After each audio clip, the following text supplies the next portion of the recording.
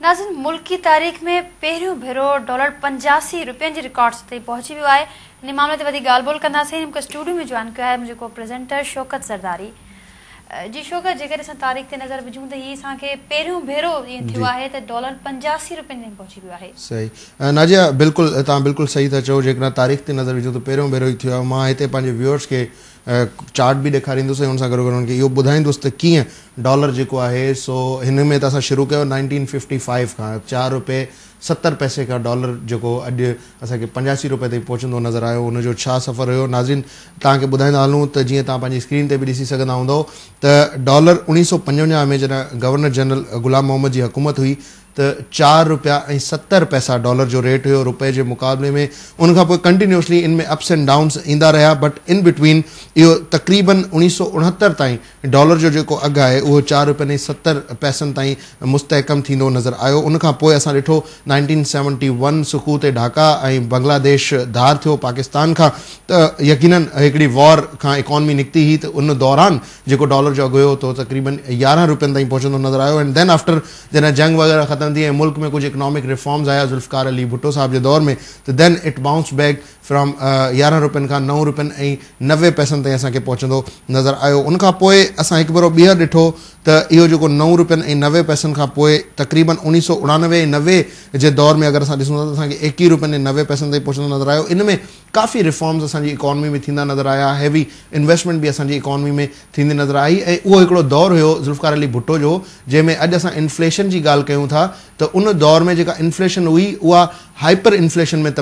तब्दील थी वई हुई ऐं असांखे इन्फ्लेशन तमामु वॾे पैमाने ते थींदी नज़र आई। उनखां पोइ जेकॾहिं असां ॾिठो त उन हाइपर इन्फ्लेशनरी प्रेशर्स खां निकिरंदे इकॉनमी जॾहिं 1989 ऐं 90 में गुज़री, उनमें वरी असां ॾिठो त मार्शल लॉ जो दौर बि आयो। इकॉनमी में जेको आहे सो हिकु तमामु वॾी अनसर्टेनिटी असांखे पैदा थींदी नज़र आई के नयूं इन्वेस्टमेंट्स थींदियूं नज़र न आयूं because of the martial law, ऐं डॉलर असांखे $21 ऐं $90 ताईं पहुचंदो नज़र आयो। देन आफ्टर जॾहिं 1991 में असां ॾिसूं था त नवाज़ शरीफ़ जे दौर में तक़रीबन $24 ऐं $72 ताईं डॉलर असांखे पहुचंदो नज़र आयो। देन आफ्टर बेनज़ीर भुट्टो साहब जो दौर अचे थो 1993 में ऐं $3 ऐं $88 ते डॉलर असांखे पहुचंदो नज़र अचे थो। उनखां पोइ हिकिड़ी कंटिन्यूअस हिस्ट्री आहे। असां कुझु ईयर्स जेके आहिनि उन्हनि खे छॾे असां डायरेक्ट ईंदासीं 2001-2002 ते, जिते डॉलर असांखे $63 ताईं पहुचंदो नज़र आयो। ऐं उनखां अलावा जेकॾहिं ॾिसूं त 1999 में जॾहिं जनरल मुशर्रफ टेक ओवर कयो तॾहिं डॉलर जो अघु $50 ऐं $10 असांखे पहुचंदो नज़र आयो। जनरल मुशर्रफ जे टेक ओवर करण खां पोइ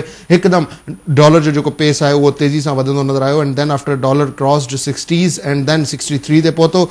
उनखां पोइ थोरो इस्तेकाम असांखे 2007 में जेको असांखे हिस्ट्री में नज़र अचे थो त मुल्की मईशत 7% सां ग्रो कयो। मुल्की मईशत में जेका लार्ज स्केल मैन्युफैक्चरिंग हुई उन में वाधारो थींदो नज़र आयो ऐं एम्प्लॉयमेंट रेशो में थोरो वाधारो थियो त $61 ताईं पहुचंदो नज़र आयो। देन आफ्टर नाज़रीन 2007-8 ऐं हाणे 2009 हीउ पहिरियों हफ़्तो अञा हली रहियो आहे। अॼु तक़रीबन 7 तारीख़ आहे, पहिरियों हफ़्तो पूरो थियण वारो आहे जैन जो, पर जेको डॉलर जो अघु आहे उहो 85 ते पहुचंदो नज़र आयो। नाज़रीन 2007 में जीअं तव्हां ॾिठो त $61 ते असांखे डॉलर पहुचंदो नज़र आयो। देन आफ्टर 2008 में जनरल परवेज़ मुशर्रफ जो ई दौर हुयो वंस अगेन, यानी कि 1999 खां पोइ देन 2002 खां पोइ असांखे हिकु भेरो ॿीहर $63 ताईं डॉलर जेको आहे सो पहुचंदो नज़र आयो। देन आफ्टर 2008 में ई असांखे डॉलर $67 ते बि पहुचंदो नज़र आयो। 2008 में जॾहिं Pakistan peoples party PMLN ANP MQM इन्हनि जी हुकूमत आई त इहो साॻियो ई डॉलर जेको आहे उहो असांखे $67 ते पहुचंदो नज़र आयो। जॾहिं जनरल मुशर्रफ हुयो, जॾहिं general Musharraf minus general Musharraf खां पोइ 84 ते इहो डॉलर असांखे पहुचंदो नज़र आयो। वरी हिकु भेरो ॿीहर 2008 में ई डॉलर जेको लो ॾेखारियो सो $80 जो ॾेखारियो ऐं देन $81, पोइ 84, 52, 84, 67 एंड नाउ फाइनली 85 ते पहुचंदो असांखे नज़र आयो। मोहम्मद साकिब असां सां लाइन ते मौजूदु आहिनि, JS ग्लोबल जा रिसर्च एनालिस्ट आहिनि, तंहिंजे निगाह उनसां ॻाल्हाईंदासीं। अस्सलाम वालेकुम साकिब साहब। जी वालेकुम अस्सलाम। साकिब साहब, हम बात कर रहे हैं डॉलर्स के हवाले से। आप माशाल्लाह इसके ऊपर बड़ी गहरी नज़र रखते हैं, थोड़ा हमें बताएंगे कि behind the scene what is the story? Brother, story ये है कि टोटल ऑयल पेमेंट्स का conversion from the State Bank आपने शिफ्ट किया है बैंकिंग सेक्टर पे। सही। तो इंटर बैंक मार्केट में बैंकिंग रिजर्व्स की अपनी सिचुएशन होती है। बैंक्स की कोशिश ये है कि वो अपने रिजर्व्स का ऑफसेट ना लें, मार्केट से परचेज करके पेमेंट कर रहे हैं। सही। दूसरी चीज ये है कि जो आपकी करेंसी एक्सचेंज के ऊपर मिनिस्ट्री की और स्टेट बैंक की काफी स्ट्रिक्ट रिस्ट्रिक्शंस लागू हो गई हैं। कुछ केसेस आपने देखे हैं, खानानियन, कालिया और जारको एक्सचेंज वगैरह के। تو اس کے بعد سے تھوڑی سی سپلائنس میں ڈرت ملتی ہے. صحیح. تو اس کنورٹیبل کنورژن سے تھوڑا سا بائنگ سائڈ پریشر ہے جس کی وجہ سے پرائسز میں تھوڑی سی ایکسلریشن ہوتی ہے. تو اس امپیکٹ کو ہم ڈرافٹ کر رہے ہیں. اوکے ثاقب, ویری شارٹ کیونکہ ٹائم ہیڈ لائنس کا ہو رہا ہے تو اس لیے ویری شارٹ آپ سے پوچھوں گا, what is the solution to this problem? Dollar جو ہے وہ کنٹینیوسلی ویک ہو رہا ہے ادر کرنسیز کے کمپیریزن میں, اور ہم ہیں کہ ڈالر کی مد میں ہم اور کمزور ہو رہے ہیں, تو کیا سولوشن ہو سکتا ہے؟ دیکھیں سولوشن تو سمپل سا یہ ہے کہ آپ اپنے ٹریڈ بیلنسز اچھے کیجیے. اب ٹریڈ بیلنسز اچھی کرنے کے لیے آپ کو اسپیشل اکنامک ایکٹیویٹیز کو ریجوونیٹ کرنا پڑے گا. امپورٹ اینڈ ایکسپورٹ کا جو ڈفرینشیل ہے, جو ٹریڈ ڈیفیسٹس کے مارجنز آپ کو ہٹ ہو رہے ہیں اور ڈیلی بیسس پہ ایکسلریٹ ہو رہے ہیں, ان چیزوں کو اگر آپ کمپائل اپ کرتے ہیں تو ڈیفینیٹلی پازیٹیو چیز ہو سکتی ہے. صحیح, ٹھیک ہے, thank you very much Saqib, will take you some other time. جی ناجیہ, تمام ٹیکنیکل ॻाल्हि हिननि कई. दिस वॉज़ द पॉइंट जे करे मूं चयो त IMF सिर्फ़ु इशू न आहे, ऐं इशू जेको आहे सो कुझु ॿिया जीअं ऑयल जे हवाले सां पहिरियां छा थींदो त डायरेक्ट स्टेट बैंक जेको आहे सो असांजूं पेमेंट्स जेके आहिनि से कंदी, पर स्टेट बैंक इहो बर्डन जेको आहे उहो शिफ्ट कयो कंहिं ॾांहुं ॿियनि बैंक्स ॾांहुं त भई तव्हां डायरेक्टली जेको आहे सो ट्रेड कयो. हाणे ॿियो वरी जेका ओपन मार्केट आहे उन में छा थियो, डॉलर जी ख़रीदारी जो प्रेशर वधी वियो.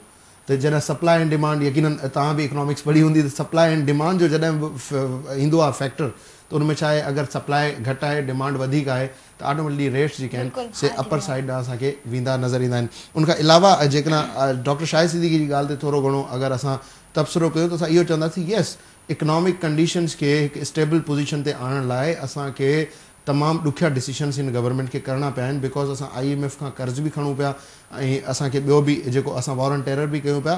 त यस, असां काफ़ी मुश्किल डिसीशन्स खयां आहिनि, पर सिर्फ़ु इहो चई छॾणु त पूरो ॾोह गवर्नमेंट जो आहे, दैट इज़ नॉट फेयर. जेकॾहिं असां ट्रेंड ॾिसूं था, जनरल मुशर्रफ सिटिंग हुयो उहो तमामु स्टेबल हुयो, उन जे दौर में डॉलर जेको आहे सो 67 रुपयनि ताईं पहुतो, देन उन खां पोइ वरी जेको आहे सो 84 रुपयनि ताईं पहुतो. त ई एतिरो क्रिटिकल इशू बि आहे.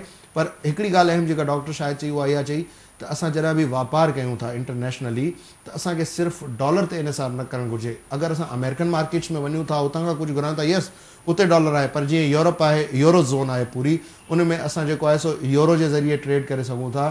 जीअं असां ॿियनि मुल्कनि सां ट्रेड कयूं था, चाइना सां, इंडिया सां, ॿियनि मुल्कनि सां, त असां उन्हनि जी लोकल करेंसी में बि करे सघूं था if they are not in a zone. अगरि का ज़ोन आहे, हिकिड़ी यूरो ज़ोन ई आहे, त असां हुन में यूरो जे ज़रिए ट्रेड करे सघूं था, ऐं यूरो खे बि असांखे शामिलु करणु घुरिजे. हाणे स्टेट बैंक इहो कयो आहे त फॉरेन एक्सचेंज रिज़र्व्स में ॿिया बि करंसीज़ रखणु शुरू कयूं अथसि, पर स्टिल जेको डॉलर जो चंक आहे उहो तमामु वॾी मिक़दार में आहे. ब्रिटिश पाउंड आहे, उन जो मिक़दार थोरो घटि आहे, यूरो जेको आहे उन जो मिक़दार घटि आहे. जी नाज़िया. जी शौकत, तव्हांजी वरी महिरबानी. जी नाज़रीन, इशूज़ में तव्हांखे अपडेट कयूं पिया डॉलर जे वधंदड़ अघ ऐं हुन जा असांजी इकनॉमी ते पवंदड़ असरनि हवाले सां. हींअर शामिलु कंदासीं बुलेटिन में कुझु वधीक ख़बरूं.